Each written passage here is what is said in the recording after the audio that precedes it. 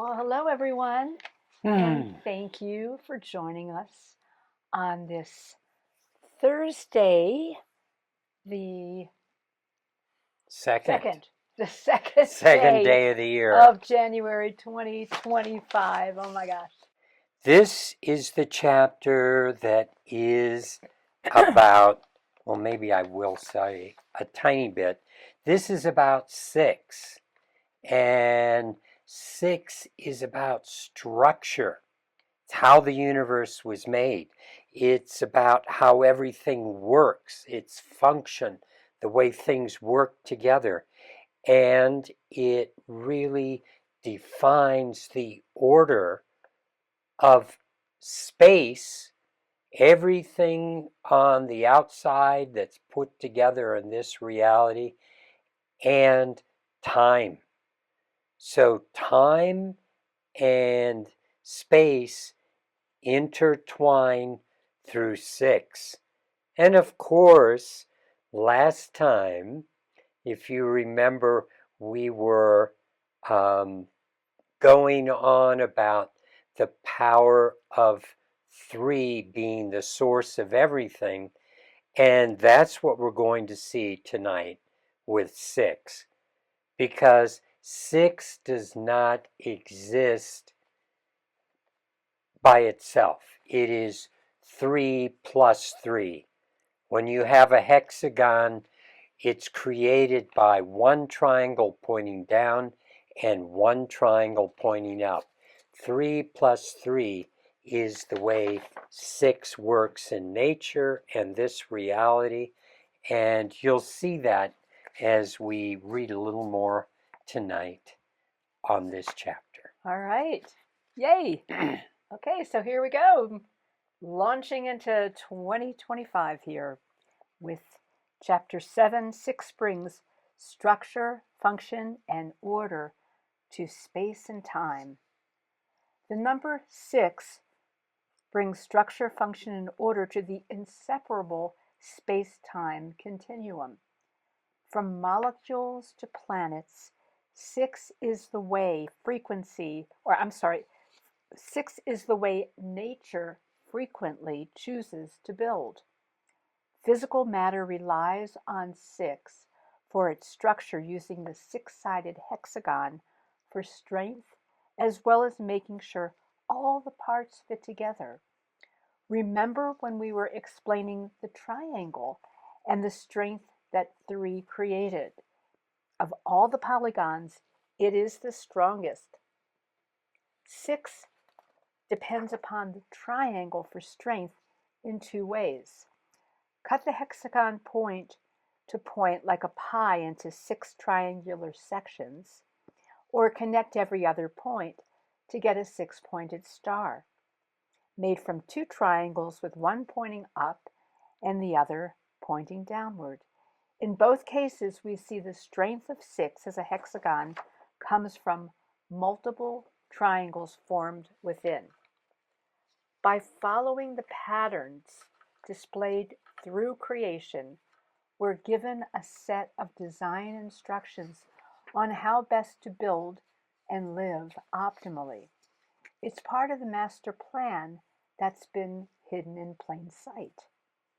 So, are you going to get our first visual here on figure 7.1? So, the number 6 doesn't just bring physical order, it is the order within all space and time. It is birthed directly by the circle of source, as you see here in figure 1, where it tells you that the prime measure of a circle is the radius. The radius equally divides a circle into 6 parts. Notice the 6 circles surround 1, which equals 7 total, plus 12 more circles that equal 19. Now, did you want to make a comment about that?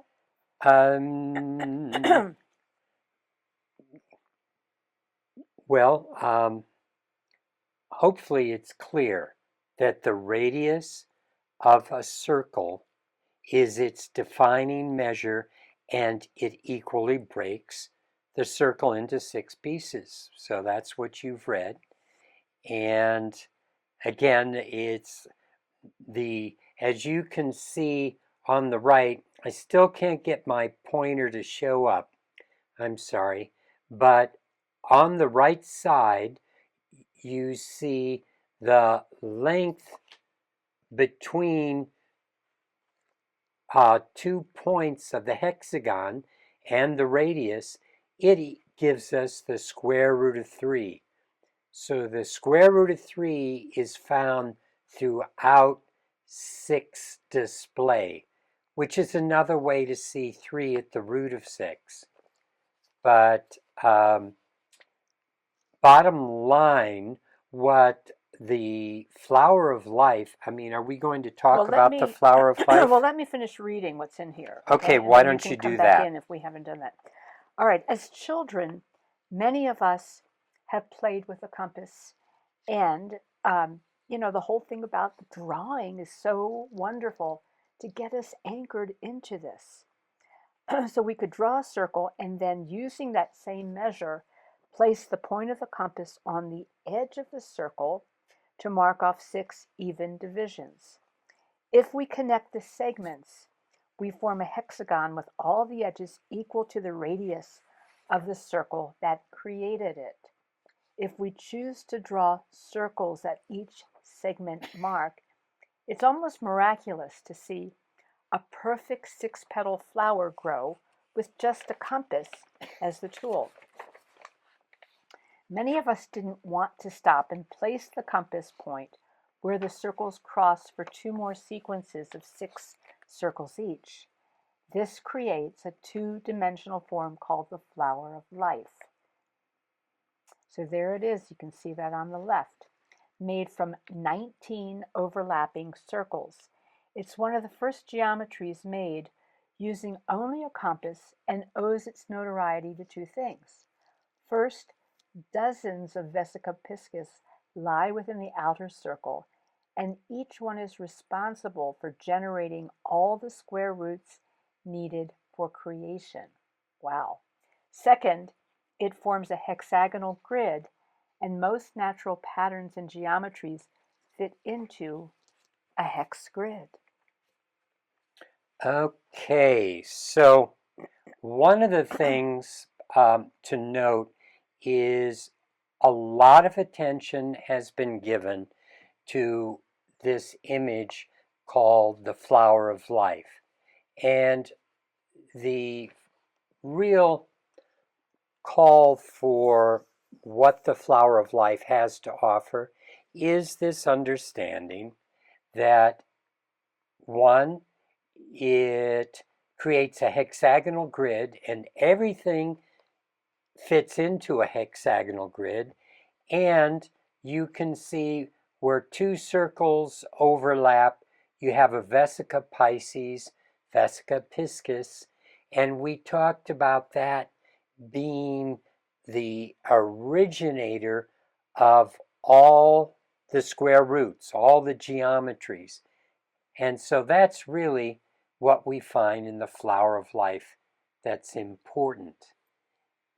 And I think next we're going to look at this image.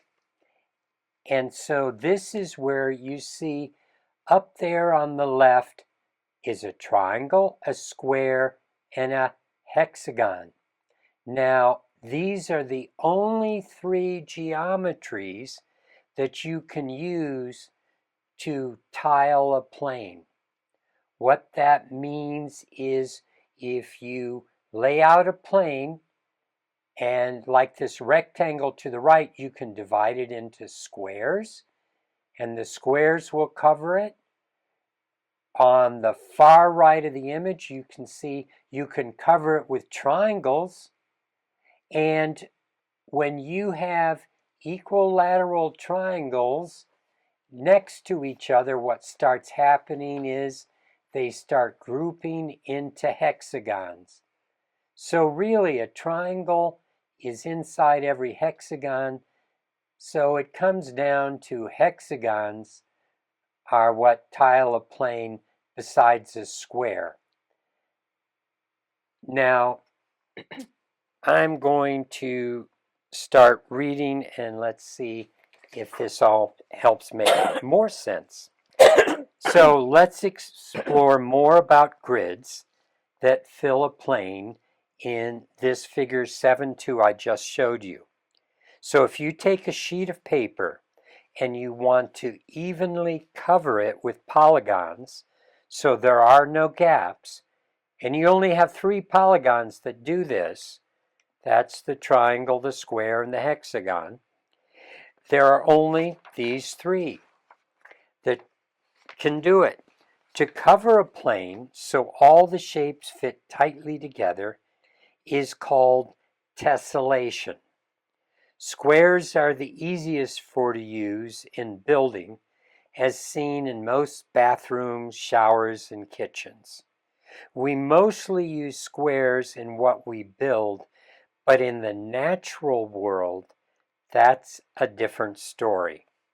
If you use 6 triangles to tile a plane, they form a hexagon, so in essence, triangles grow into hexagons, which leaves us with only squares or hexagons to tile a plane. Hexagons contain the triangles and become the most efficient way for a universe to fill space. If you look closely at the square packing of circles, so that's on the lower left, you see if you lay circles like cylinders, oranges, anything circular in a square box, and you lay it in there so that it's always edge to edge, you see that the packing any shape that is not a square, it leaves a lot of gaps and wasted space. So the packing example on the right, where you have the red hexagons showing how these circles line up, when you fill the spaces in between, that's called hexagonal packing, because the oranges, the Pringle tubes of potato chips that are in cylinders, when you pack them so that you fill the space, they naturally start creating hexagons. And that's the most efficient way to pack. You can get more items in the same amount of space. So universe loves this economy. So it uses hexagons in all kinds of things that it builds. And you can do the most with the least. You know, it's the simplest explanation is what we've referred to as Occam's razor. And the universe likes simple explanations. It likes simple solutions. It likes solutions with the least amount of excess space being wasted. So you can do the most with the least, and the natural world uses these principles in the way it creates from the face of a pineapple here on the left, where all the segments are hexagons, to the compound eyes of insects. And that's what we have here. So when you look at all insects that have compound eyes, it looks like little hexagons next to each other. And those are all separate images coming in to the insect's nervous system, which is why they can react so rapidly. Somehow they're able to connect that. Compound eyes of insects. When you look closely at the hexagons, created by 6-petaled flowers. So now we're going to go back to this. I mean, anytime you have a 6-petaled flower, you're out of the Fibonacci series, which is working with the phi ratio. 1, 1, add the 2, 1, 2, 2 plus 1, 3, 3 plus 2, 5, 8. Those are Fibonacci numbers. 6 is not. 3 is. And nature likes to work with Fibonacci numbers. So that is working with the phi ratio. And what you see here on the right is an iris. And when you have the petals of a 6-petaled flower being displayed, you always have them in sets of 3. You see, you have, iris shows it really well. You have this purple set of 3 petals, and then you have white with a purple fringe, the outer 3 petals. So we have 3 petals underneath, another 3 petals above that, and actually many iris exhibit 9 petals on their face when they are working with a separate set of 3 in the middle. So let me find where I was reading. Okay, so the petals are always in sets of 3 petals, one above the other. And that's what we just explained with this iris on the right. And it's showing us that 6 is composed of 3 plus 3. And, oh, Mother Nature, she likes to progress in the petal quantities following the Fibonacci series, as I said. And I think in this next image, I don't know if I'm talking about it, but Yeah, basically we will, that a turtle has 6 on its tiling of its back. Okay? All right.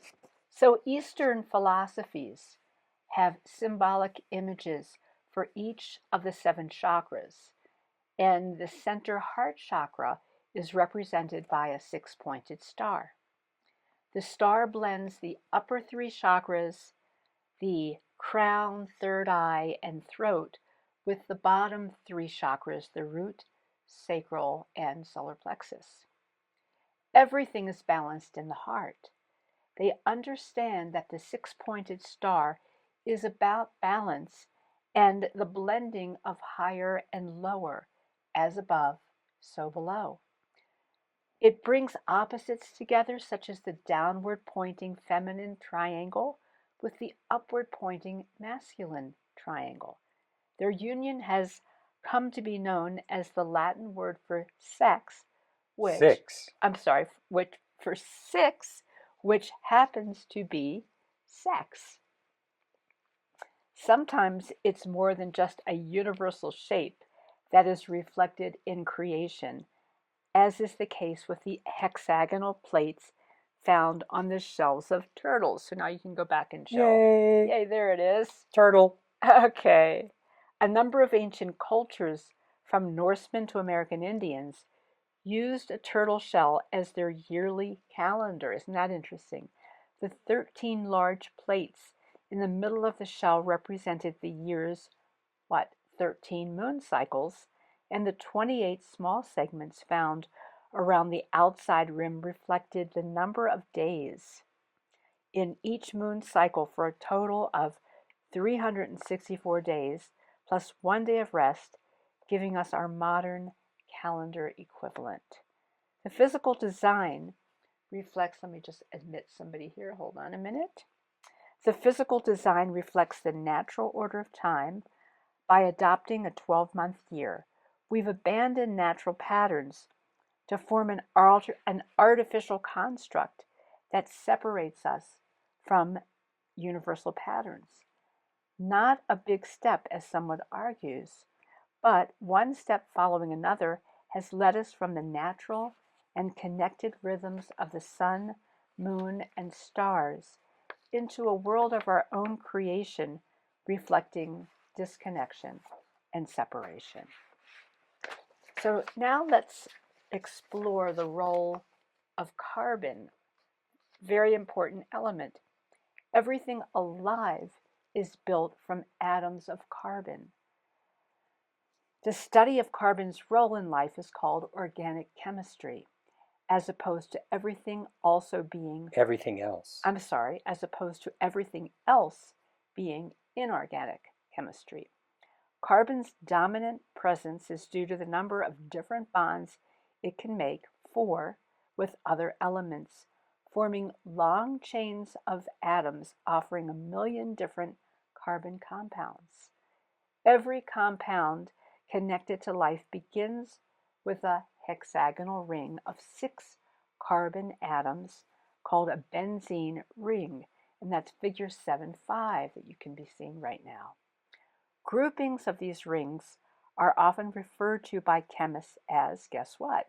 Turtle shells, with the micro world of atoms reflecting the macro world we can touch.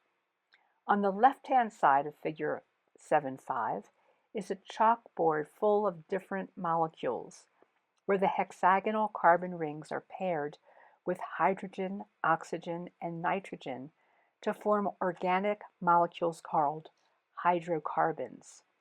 The same elements are used again and again to create the 4 basic types of molecules used for all of life.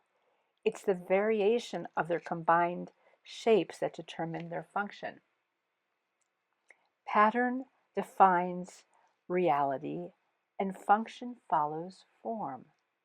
Of the 4 types used by life forms, one grouping pattern called proteins. It creates proteins. Yeah. I'm sorry. Okay. So creates proteins that do the work of a cell. Another forms nucleic acid, which is the N in DNA, and is responsible for carrying all the information. Cholesterol, hormones, and all the fats are made of carbon chains called lipids, and the final massive set of carbon molecules needed for life are called carbohydrates. They provide all the energy for a body and store it in the form of sugars. So, a rare and different form of carbon molecule that was recently discovered in 1985 is seen in figure 7.6. There we go. So it was predicted by Bucky Fuller and resembles some of these geodesic domes. So it was named in his honor. The C60 Buckminster fullerene is made from 60 carbon atoms folded into a ball made of 20 hexagons and 12 pentagons, like a soccer ball, which brings together the energy of the 5 and the 6.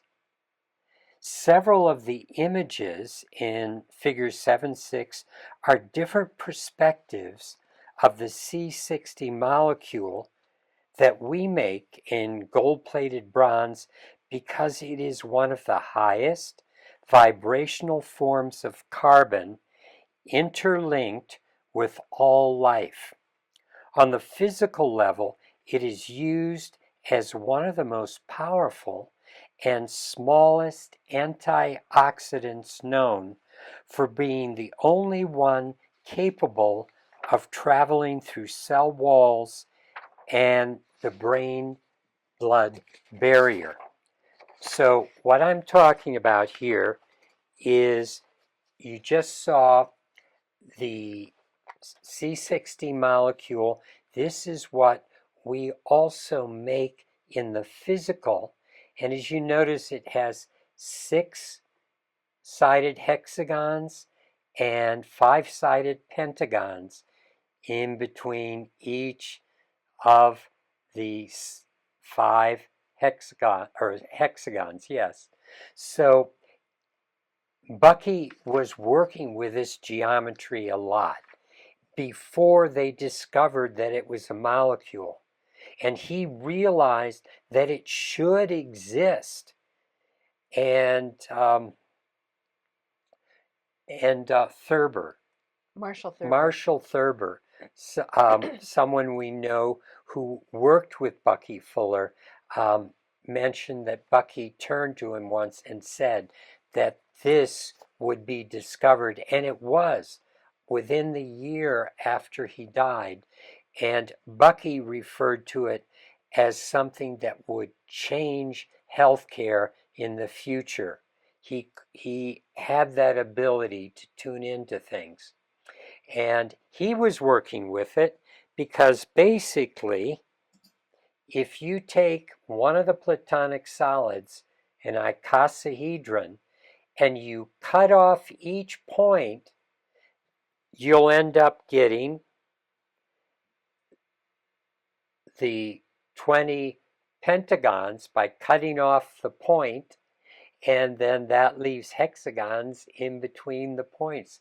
It's amazing. And he said it must exist, and it does.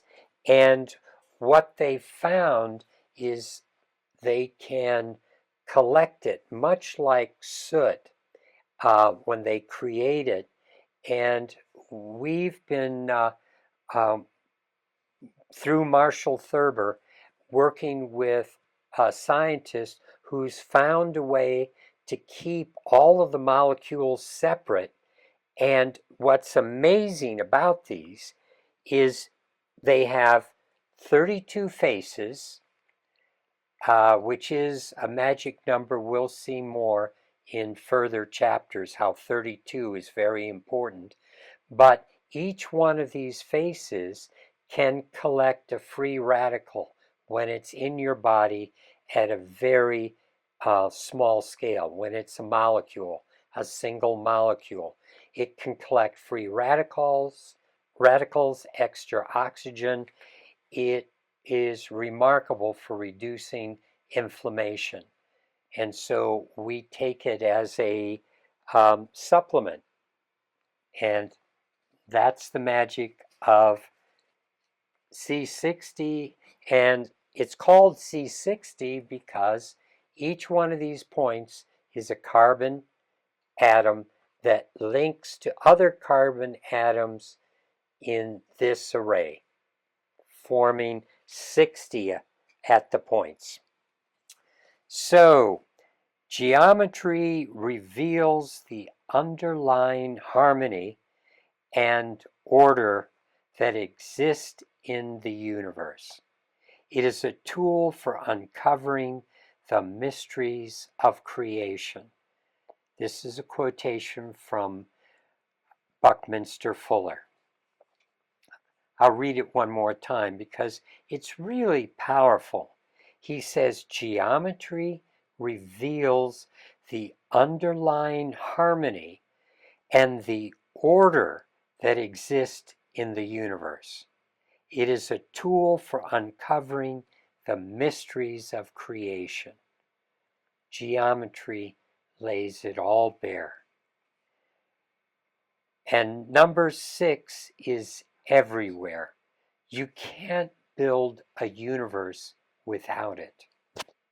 Here are some amazing facts that we've been covering. The 2D 6-sided hexagon equals 720 degrees because each of the outside angles of the hexagon is 120 times the 6 corners gives you 720 degrees.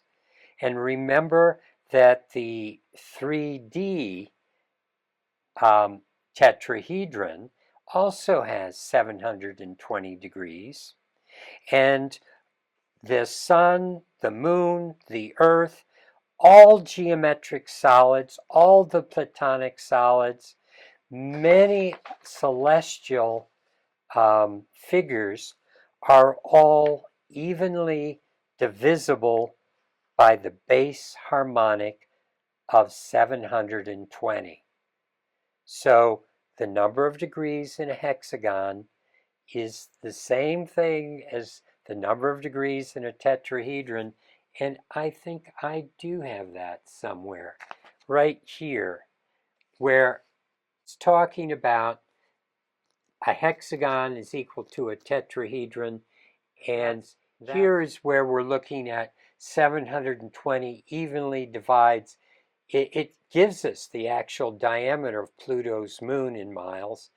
Pluto's diameter times 2, the moon's diameter, the Earth, the sun, the moon's distance to the Earth, the sun to the Earth. All these things come up reflecting how 6 and the number of degrees in a hexagon gives us 720.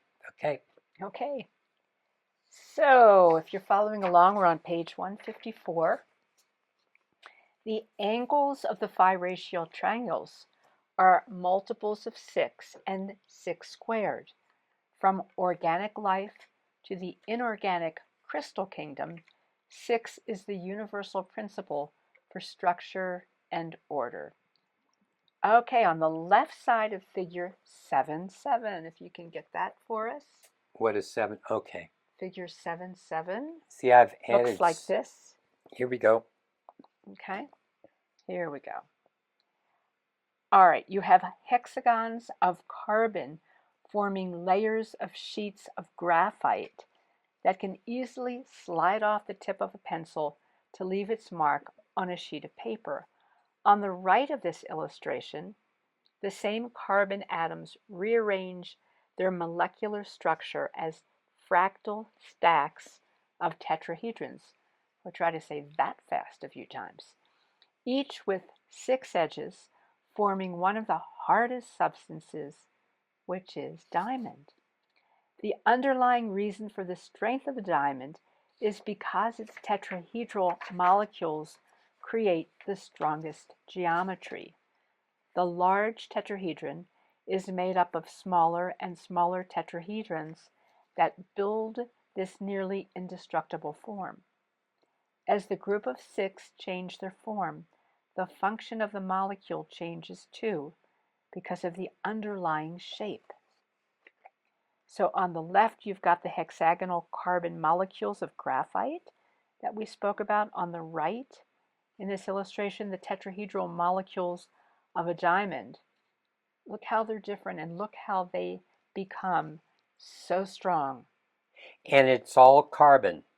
So what you have is carbon forming even the tetrahedrons. As they stack, you can start to see hexagons as you look through these stacks in different ways. So that 6 is always there, and that's how carbon links with other carbon atoms, but it can form this tetrahedron or the hexagon, and they both have the same number of degrees on their surface, 720. All right, now let's go to the next illustration, because what we're going to see is in figure 7-8, we're going to see how this shows up in the natural world. We see how 6 displays itself in nature. As bees build honeycombs, they're forced by their higher knowing, we call instinct, to use the most efficient way of building cells next to each other, which is, as we looked at before, hexagonal packing. In this image, 2 different types of crystalline structures called hexagonal geometries. The clear crystals of silicon dioxide are formed from tetrahedral groupings of molecules twisting up long 6-sided columns as they grow with trillions of molecules, replicating the same structure that is reflected in the 6-sided crystal we see in our macro world, which is at your bottom left corner there. Crystals often produce an energetic sensation when they are directed toward the body, partially because their long spiraling shafts are replicated trillions and trillions of times, magnifying the effect. These duplications create a stronger resonant field similar to a radio telescope array where many different antennas are able to focus as one large unit. The dark basalt columns at the bottom of figure 7-8 towards the right are formed as, this is interesting, they're formed as lava cools under the right conditions to allow six-sided columns to form. Cooling temperatures often force symmetry into the environment as matter searches for efficient and ordered ways to regroup, always looking for order, always looking for ways to keep regrouping and recreating. Snowflakes form lacy, six-sided displays when temperature drops below freezing. Okay. Consciousness instructs what manifests on planet Earth. So behind all of this order is the consciousness that always follows or displays itself in perfect order and relationship with everything. So everything fits together day after day, century after century, millennium after millennium.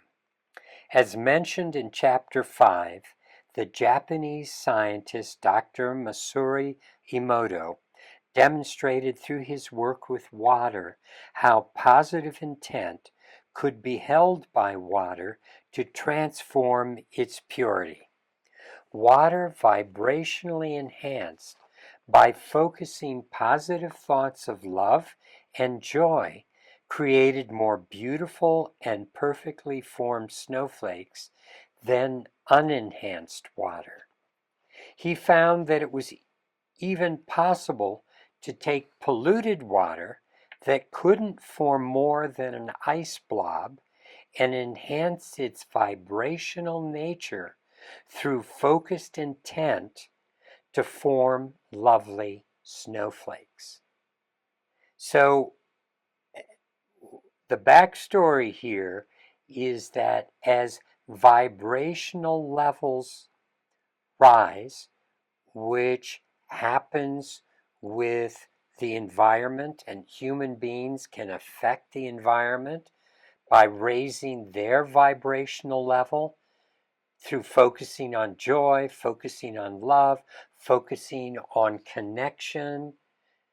You know, when we focus on separation, when we focus on anger, when we work with fear and sadness, this lowers our vibration, and that affects the way things around us are formed. That's what Dr. Emoto showed with water. But now we're starting to see the purpose and the way all of these perfect geometries moving around us, the way we work with thoughts and form inside, it creates geometric order.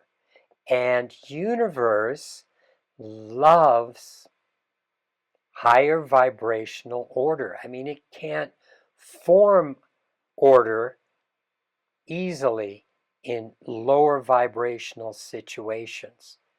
So the more in attune with nature that we are, and that's why nature does so well when it's left to its own devices. You go out into the woods, onto the side of a mountain, into the ocean, and you'll see things working together in particular patterns and order very well.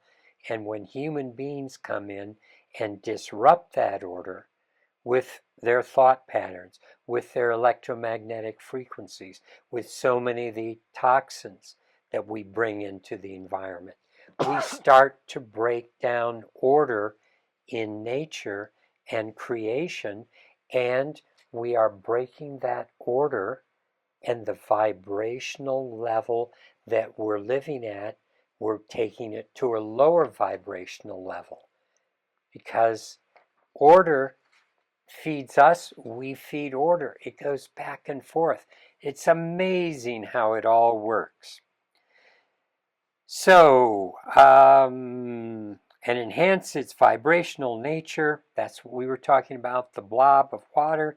By focused intent, we form lovely snowflakes. So in each of these cases, the perfection of the geometry, as witnessed in the snowflake, reflected the clarity of thought. This is one of many confirmations that we are in sync with the essence of creation. When we get that kind of feedback, we can direct that level of consciousness, into something, and powerful transformations can occur. So this is telling us this is how we do it. We bring ourselves into a higher vibrational state. We can shift the order of the universe around us. And it's important to work with universe such that we don't have the preconceived ideas of how we want universe to dance. Hey, I'm thinking good thoughts, you make a snowflake. It doesn't quite happen that easily. It's, I have higher vibrational thoughts, and I'm open to allowing universe to step in with my next step, direct me, and I have to be open to that. Otherwise, I'll be disappointed, which sometimes I have been this last year. It hasn't gone the way I've expected much at all. So I'm learning it still. So we alter what's going on in the moment when we change the feelings that have been coloring a relationship with someone. That's why we believe this work is so important. It's showing us how universe operates, giving us a toolbox to evolve and make changes, not only in our personal lives, as it also impacts the rhythms of this universe. Remember, we said that, the other day in this poem where basically you are not the drop in the ocean is within you. You are the drop that contains everything. So we are living in a world that is more malleable and reflective of our consciousness than we may have ever believed before. When we project love and consciousness into something, we're not changing it per se, but we're allowing it to change. You see, that's where we have to let go. We have to bring allowing into all of this. We have to be as a small child that's totally in awe of what the universe can create and will create if we give universe the space to create in our lives. We're expanding the space to a field of higher possibility. When that field is raised in vibration, then the most beautiful expression of perfection can evolve. The individual work we do to raise our consciousness allows perfection to flourish in our bodies, relationships, and our environment. Okay, so in a lot of ways, we're taking some of the mystery, mystical energy away from how we create vibrationally when we can look at the order in universe and these spectacular geometries that just with the facet of like cooling temperatures changes us, then we can see that this is set up to work for us. We have something that the more that we are aligned with it, the more that we can benefit from our relationship with all, our relationship with universe and the creative secrets that we see in everything in our physical world. So, creating geometries. The geometries we create are based on the archetypal principles we've been discussing. An important part of the design process is for us to enter a higher level of consciousness through meditation and connecting to the higher dimensions of soul. From this perspective, we touch on ways to develop tools for positively affecting people and our environment. We have found using conductive material, such as copper, will easily resonate with archetypes of creation and holds the vibration that elevates how we feel and connect with the greater spheres of who we are. These three-dimensional tools, particularly when they are spinning, emanate a field that can clear and bring order to a space that may have been filled with chaos and discordant frequencies. Instead, it is building a field that offers infinite possibilities, allowing our consciousness to be expressed in a more expansive and loving way. And remember how from the very beginning we talked about how everything is consciousness. When we talk about the universe and how it's created and geometries, it's all held within that context of consciousness. And that higher vibration of consciousness is love. So here's another wonderful quote from Buckminster Fuller. He says, "Nature uses geometry as its organizing principle, from the structure of atoms to the shape of galaxies. Everything follows geometric laws." So creating geometries that are designed using patterns found in nature offers us similar experience. When we are in a beautiful, peaceful place, by streams and out in nature, it reduces the effects of stress, enhances creativity, and promotes a feeling of connection that positively affects our health and our whole well-being. Hundreds of research studies are now providing evidence for what we've known intuitively for so long. Spending time in nature improves our mental and physical health, both long and short term. One of the key reasons for the profound effect that nature has on us is that all the elements existed in a natural environment resonate with the higher universal archetypes of creation. It is what we're made of. Okay, do you want to show them the Well, not yet, Oh, we're but not I quite will in a there. Okay, moment. go for it. Oh, yeah, nature is doing everything it's supposed to be doing, and it works so perfectly, all the elements together. When we're in that environment, we go, oh, I can operate at an optimal level as well. So everything in our reality revolves around 60. That is 6 to the power of 10, adding a 0. Number 1 is divinity hidden. Remember when we talked about 1 being source, but it's hidden. We can't find it. And 10 is divinity expressed. So it's important to see that as divinity finally comes out into this reality, it first does it directly as 10, adding a 0 to it. And so 10 is divinity expressed in the physical, and 6 times 10 equals 60 is the divine expression of 6. Our time, measure, and especially geometry are all resonant with 60. 60 is divine expression.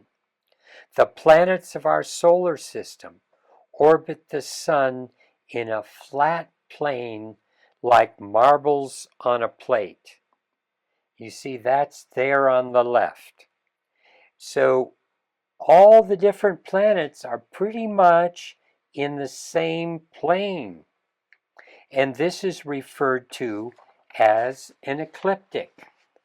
The flat plane of our solar system crosses the plane of our Milky Way galaxy at exactly 60 degrees, setting up the resonant frequency of our space-time continuum. Now, what this is also telling us is that our solar system was not born in the Milky Way, because the Milky Way, the ecliptic of the Milky Way, all of its aspects and creations form a long, flat spiral galaxy. And here's our solar system coming into this galaxy at an angle.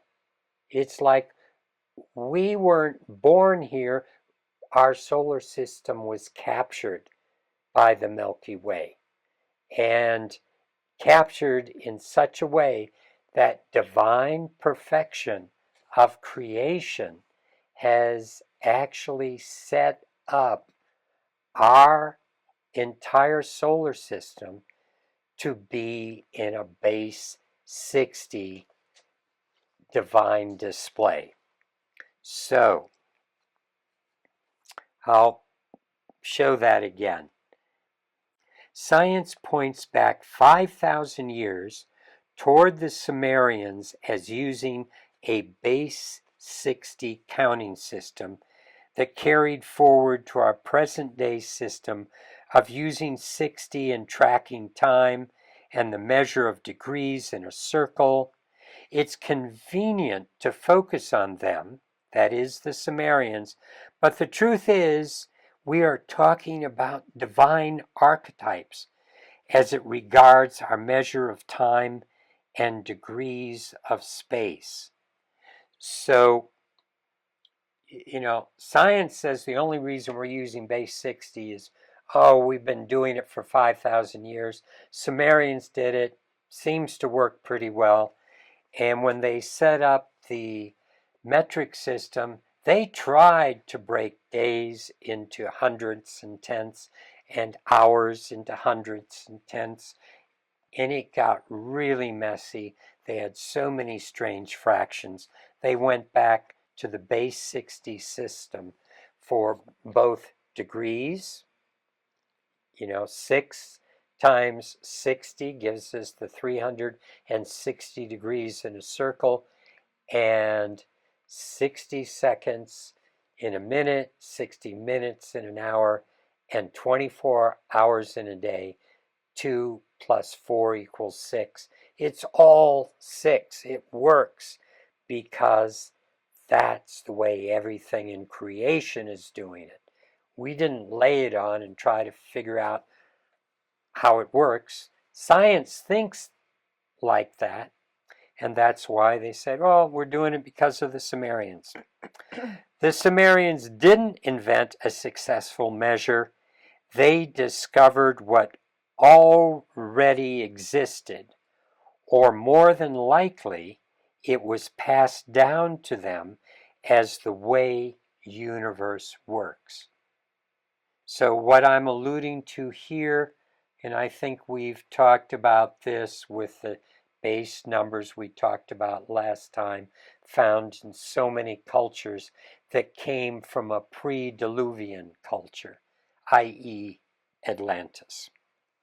So I'm thankful that we are still using the same measures today. A base 10 system of dividing the circle would give us fractional degrees rather than whole numbers. But more importantly, the base 60 system maintains harmonic resonance between our daily interactions with time and the cosmos. And now we get to look at some of these other figures. And in this particular figure, which is in the book, and what confused me a little bit a moment ago is I've added a number of things that aren't in our book so I can have it use the images to explain things more easily. Hopefully all of you are putting a speaker view on your Zoom so that you get to see these pictures big. If you leave it as a whole array, you're only going to see it small.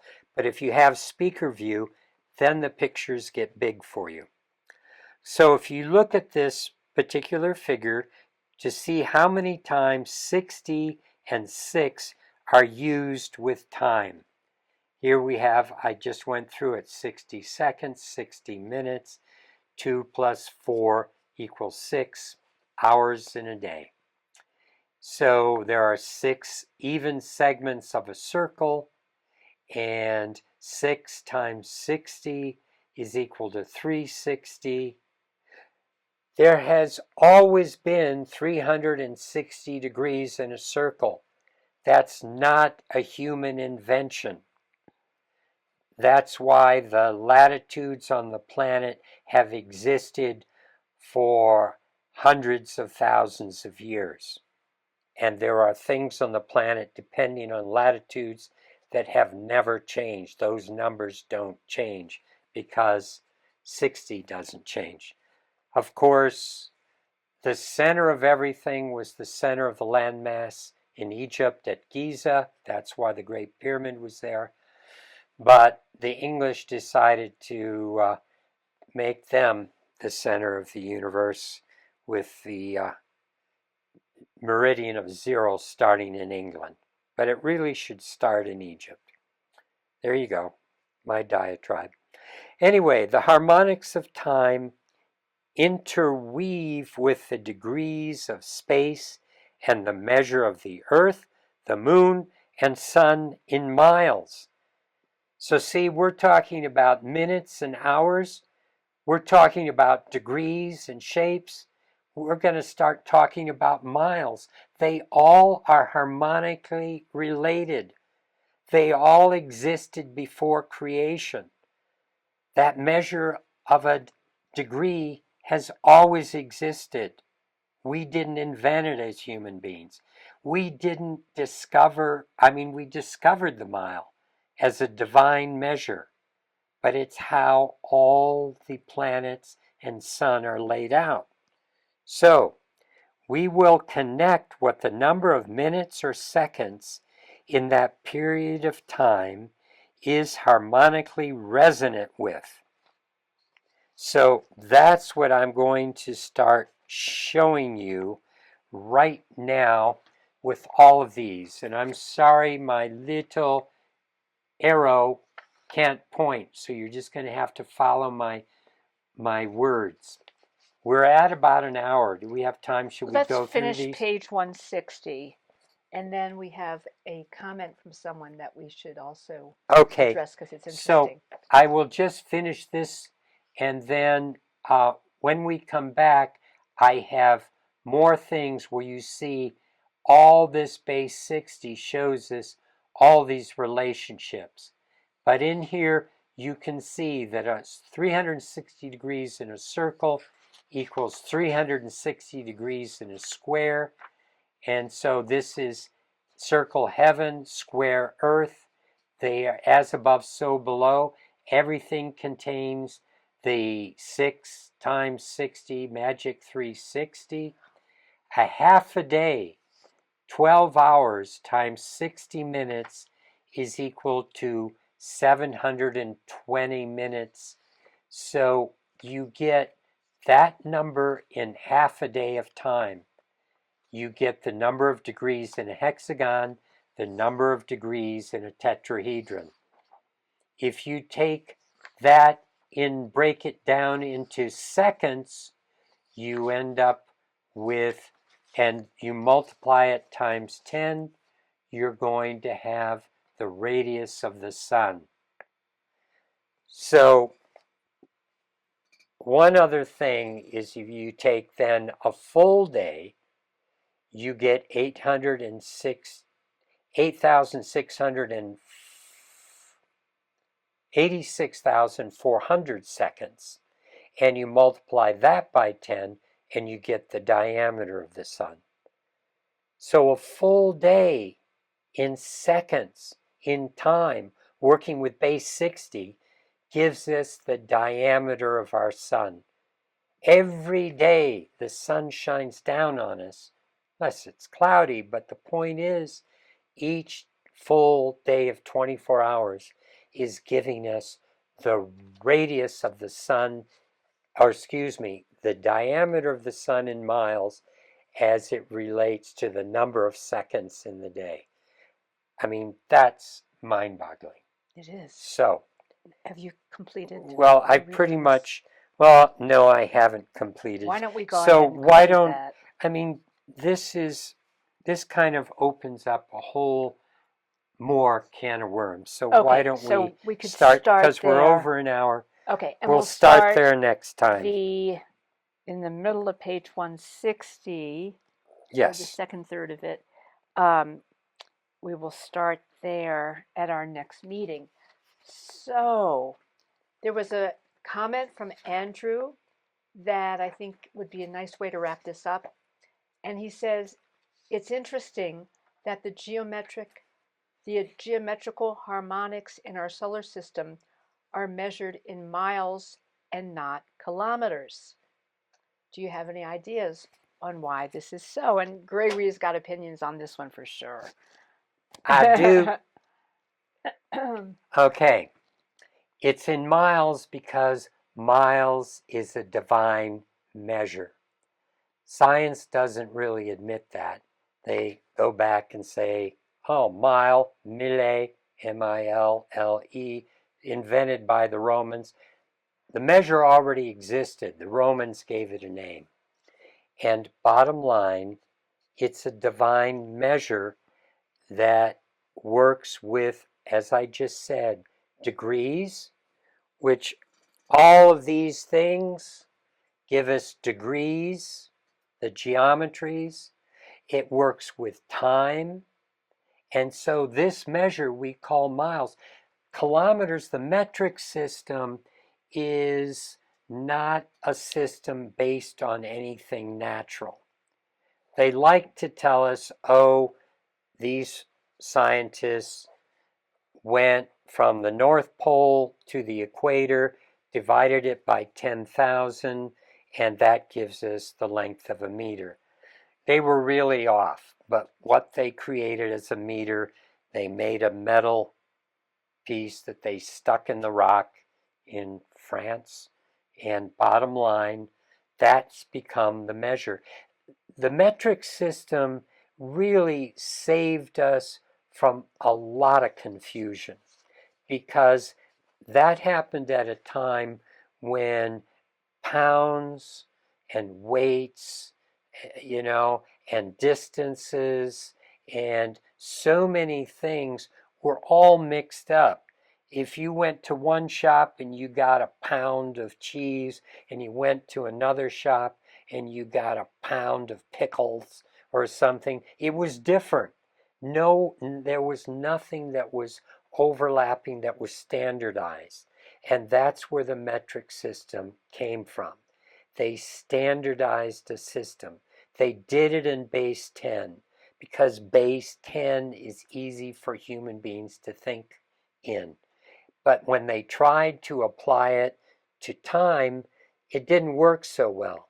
When they tried to apply it to degrees, like do it base 10, a tenth, a hundredth, that's what they were doing with things. It didn't give us even degrees you were getting strange 33 and a third degrees in the triangle edges, and time was working out 100 minutes to an hour. Didn't work.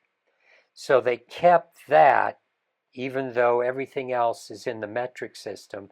And kilometers don't work. You find the number of kilometers in the sun's diameter, the moon, the earth. They don't relate to anything. They're just abstract numbers. That's why there have been proponents like Jean Michel, a great geometer in England, who's passed now a number of years ago. He was fighting for keeping some of these original measures.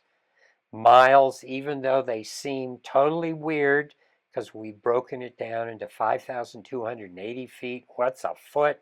People think feet were the measure of the king at the time. Oh, his hand, his foot. It's really archaic. No, a foot is very special measurement. We've just lost the source of where some of these come from. And you find that there are things based on nature, and the metric system is not. The guys that measured from the North Pole to the equator, they were off, but what we're stuck with is what we call a meter, and they break that down into tens, hundredths to give us millimeters and so forth. It's all a good system for scientists that are all working with the same thing because it's all base 10. But when it comes to nature, when it comes to the natural world, when it comes to the way everything's created, it's non-relational. It isn't based in anything real. It's a human construct. What we're talking about now are things that are based in creative aspects of universe and thus source, creation. The way consciousness works is through the numbers we've been sharing. And the metric system is a system that has been created and has served us well in many ways. Science loves the metric system because they can all talk to each other, and they have basically base 10 ways of breaking volume and weight and all these different elements into relational aspects. But when it comes to our bodies and the earth and the sun and the moon, it doesn't work. All Okay, right. sorry. Anybody have anything burning that you want to either ask or share at this time before we say goodnight? If you do, I Simmering. see Deborah Gibson. Hi, Deborah. You were talking about, I think, I forget which page it was on, maybe, and you were talking about it related to Atlantis. And I wondered if you'd speak a little more to that because I didn't quite get the relationship. You were talking about the Sumerians, but you said it was really maybe from Atlantis. Okay. What I was referencing is that so many of these numbers, that we saw last time, you find them everywhere around the planet. And often they are applied to non-relational things. What I mean by that is you have 108 mala beads or 54 rosary beads, or you have so many temples or so many columns in a temple, etc. It's just a way of remembering a number, but all these numbers, since they're seen everywhere, it makes one, and they are dealing with some really deep, important understandings, like the precession of the equinoxes, that our belief is that many of these cultures were not astute enough to know that with these big numbers and times, what was going on. And so it must have been passed down from some time earlier. And that's what I was saying about the Sumerians. They were working with a base 60 system. And it works incredibly well, as I've been showing you, with time and with space, creating relationships. And so I was saying, did they really discover it, or was it passed down to them from an earlier time? And many of these numbers were passed down from one generation to another. In Egypt, they actually, um, had records going back. And that's what was shared with this one Greek philosopher, Solon, who brought it back to Greece 100 years before Socrates said, "Have you heard about Atlantis?" He heard about it from Solon. Solon got it from the Egyptians. They had it in their records for thousands and thousands of years.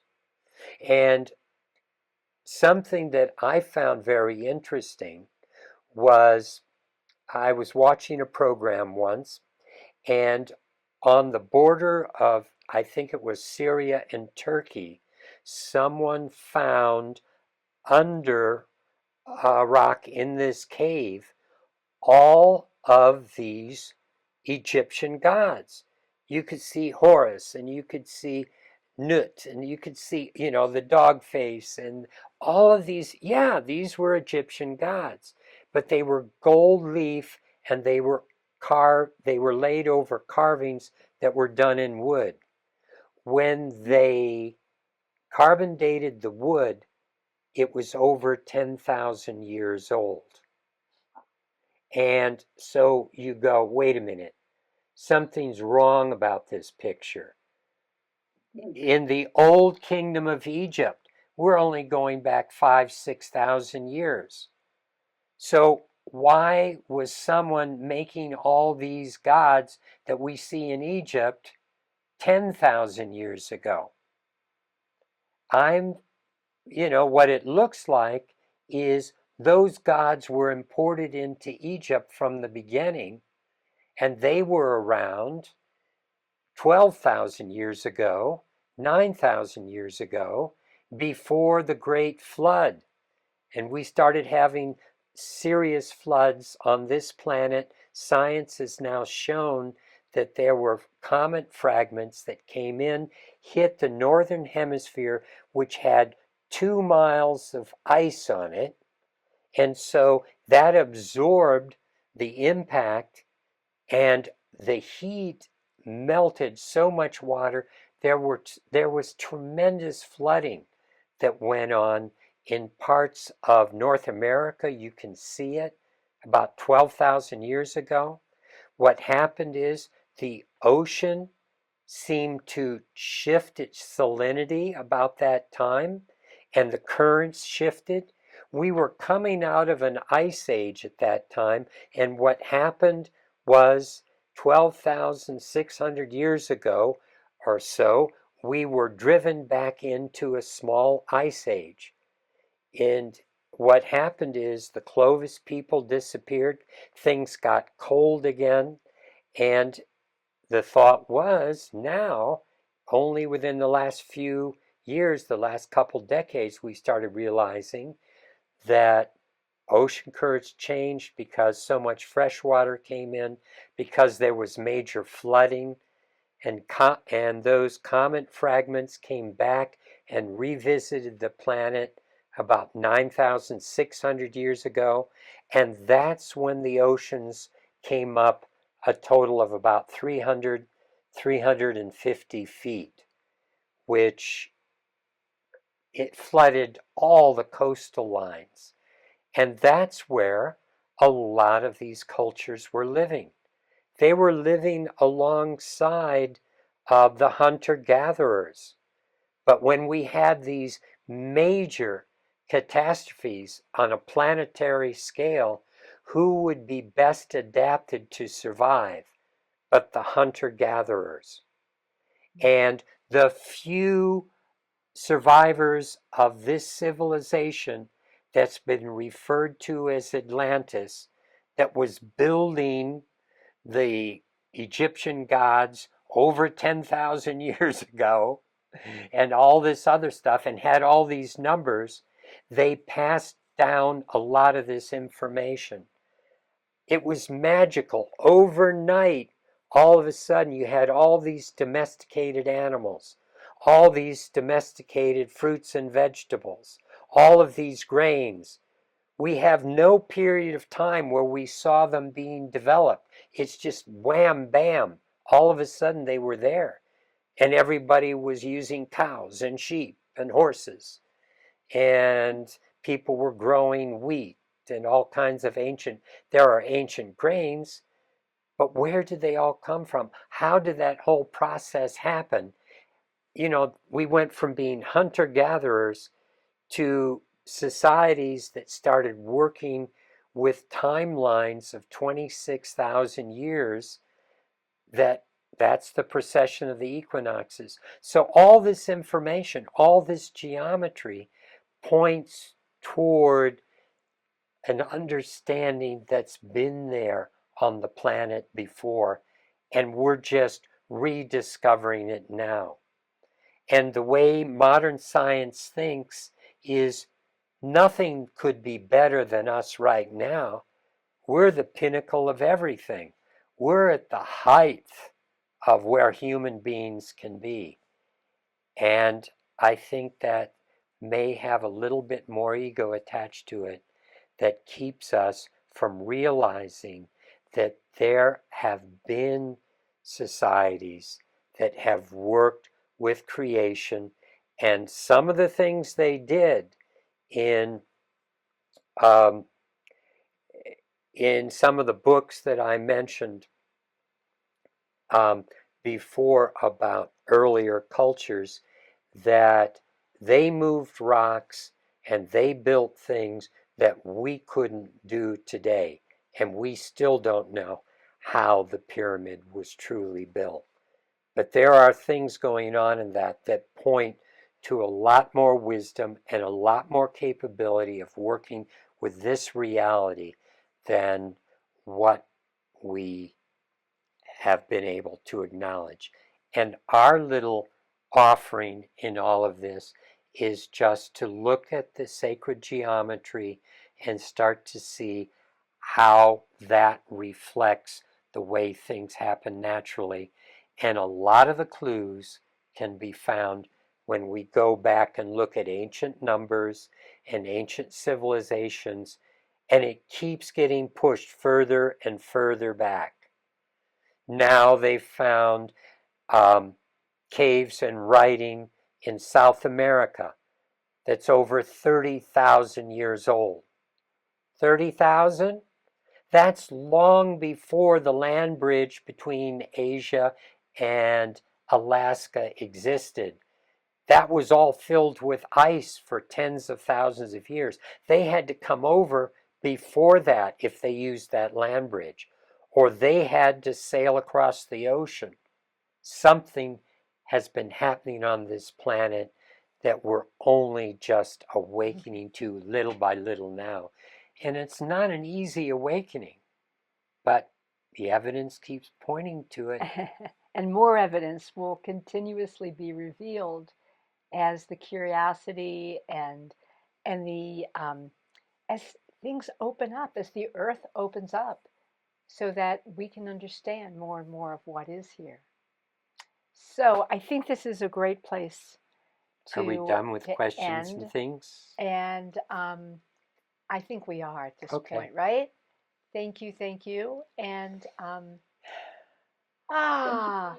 Just just I beautiful, that think beautiful thing. I know have studied the goddesses, and they talk about going back 30,000 years and how there was a point when all of the ancient libraries were destroyed. So we Yeah. just didn't have that information. And now Yeah. I love that the sacred geometry work you guys have done is pointing to these things. Yeah, because many of the things that were destroyed, like the scrolls, the ledgers, all of that. I mean, it's there in the rock, it's there in the stone. Some of it survived in just in these poems and in these riddles and in these myths, where we'll talk about that in the next chapter, where it becomes so evident in, they build with so many bricks and they don't know why, these sacred altars. But when you take that number and you turn it into degrees, which is what we've done, we go, oh, it's pointing to certain relationships between the earth and the moon, and it's pointing to certain geometries that when you work with those geometries, it captures that same field of energy. So, what are the energies behind all of these thoughts? And that's what we're looking at. Okay. So thank you so much for joining us. Have a Hmm. wonderful few weeks, and we will see you at the end of January as we continue on and finish up chapter 7 and move into chapter 8. So lots of love and blessings and good health. Thank you and blessings. You were talking about, I think, I forget which page it was on, maybe, and you were talking about it related to Atlantis. And I wondered if you'd speak a little more to that because I didn't quite get the relationship. You were talking about the Sumerians, but you said it was really maybe from Atlantis.